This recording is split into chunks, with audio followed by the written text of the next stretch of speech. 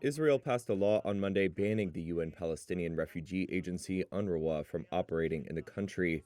Lawmakers cited what they described as the involvement of some UNRWA staffers in the October 7th attack on southern Israel last year, and said staffers had membership in Hamas and other armed groups.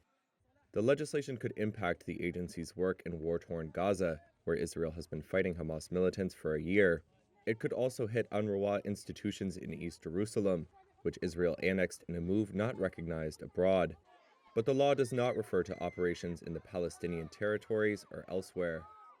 The legislation has alarmed the United Nations and some of Israel's Western allies, who fear it could further worsen the already dire humanitarian situation in Gaza. Prior to Israel's passage of the legislation, the U.S. State Department on Monday said it was deeply concerned by the proposed ban. We continue to urge the government of Israel to pause the implementation of this legislation. UNRWA head Philippe Lazzarini called the vote a, quote, dangerous precedent that opposes the UN Charter and violates Israel's obligation under international law.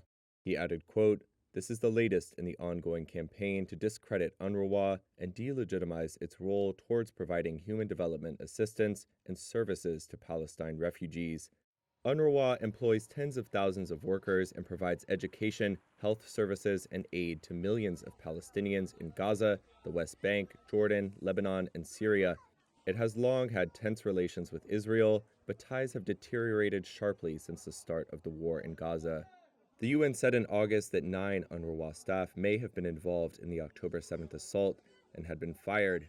A Hamas commander in Lebanon who was killed last month in an Israeli strike was found to have worked for the agency. Another commander killed in Gaza last week doubled as a UN aid worker. UNRWA confirmed both men had been employees.